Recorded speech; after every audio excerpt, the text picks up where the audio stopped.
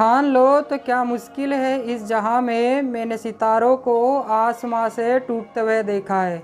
दोस्तों 90 के दशक में एक वॉशिंग पाउडर का जिंगल आप सबने सुना होगा, और सुना होगा तो कभी न कभी आपने उसे ज़रूर गुनगुनाया होगा।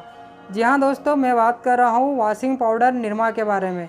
निरमा एक वॉशिंग पाउडर है, ये तो आप सभी जानते हैं, पर क्या आप जानते हैं इसके पीछे की कहानी? कहानी है एक पिता की अपनी बेटी के प्रति अपने अमर प्रेम की, अपनी बेटी के नाम को अमर कर देने की।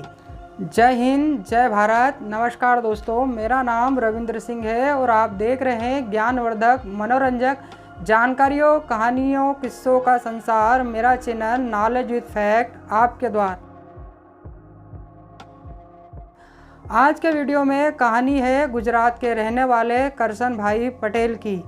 करसन भाई की एक बेटी थी जिसका नाम था निरुपमा। प्यार से सभी घर वाले निरुपमा को निरमा कहकर बुलाते थे।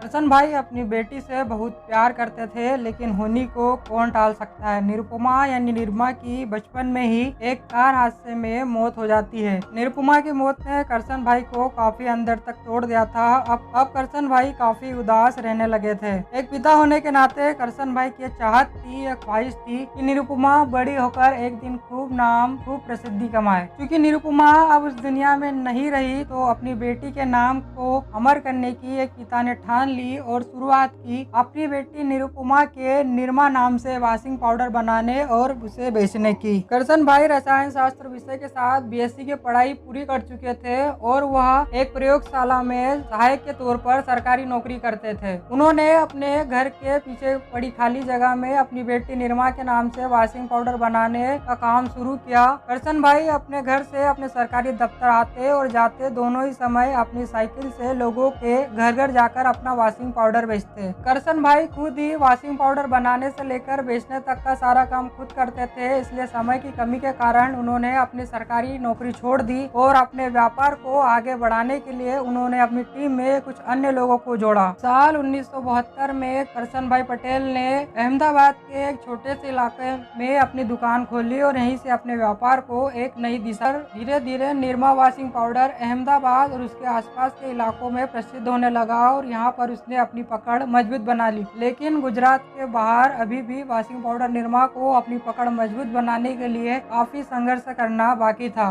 उस समय करसन भाई के सामने सबसे बड़ी दिक्कत ये आई कि जो बड़े रिटेलर होते थे वो करसन भाई से उनका माल उधारी में लेते थे और पैसों का सही समय पर भुगतान नहीं करते थे, जिससे कि करसन भाई को व्यापार में घाटा होने लगा। भारत में यह वो दौर था जब टेलीविजन हर घर की जरूरत बन रहा था और टेलीविजन के माध्यम से कंपनियां अपने प्रोडक्ट के प्रसार के लिए विज्ञापन करवा रही थी। बस इसी तरकीब का उपयोग करसन भाई ने भी अपने वॉशिंग पाउडर निरमा के प्रसार के लिए किया। उन्होंने निरमा वॉशिंग पाउडर के प्रसार के लिए एक जिंगल बनाया। वह जिंगल न केवल टीवी पर खूब चला, बल्कि हर किसी की जुबान पर बढ़ चढ़कर खूब बोला। निरमा का नाम हर किसी की जुबान पर चढ़ जाने से अब व्यक्ति दुकान पर जाकर निरमा वॉशिंग पाउडर की मांग करने लगे। अब दुकानदारों को निरमा वॉशिंग पाउडर अपने यहाँ रखना उनकी मजबूरी बन चुका था, क्योंकि निरमा वॉशिंग पाउडर की मांग काफी बढ़ चुकी थी। उस दौर में जहां अन्य वॉशिंग पाउडरों की कीमत काफी ज्यादा 15 से 20 रुपए हुआ करती थी, वहीं वॉशिंग पाउडर निरमा की कीमत काफी कम 3 से 3.5 रुपए हुआ करती थी। इस प्रकार अपनी बेहतर गुणवत्ता और कम कीमत ने निरमा वॉशिंग पाउडर को गुजरात की गलियों से निकालकर पूरे भारत में पॉपुलर कर दिया और पॉपुलर कर दिया निरुपमा के नाम निरमा को। इस प्रकार निरमा वॉशिंग पाउडर अब हर एक घर की पहचान बन चुका था और एक पिता ने अपनी बेटी के नाम को अमर कर दिया। एक पिता के अपनी बेटी के प्रति अपने असीम प्रेम की यह कहानी यदि आपको पसंद आई तो आप इसे शेयर कर सकते हैं, और ऐसी ही ज्ञानवर्धक, मनोरंजक कहानी, किस्सों और जानकारियों से यदि आप जुड़े रहना चाहते हैं तो आप हमारे चैनल को सब्सक्राइब कर हमसे जुड़ सकते हैं। जय हिंद, जय भारत। नमस्कार दोस्तों।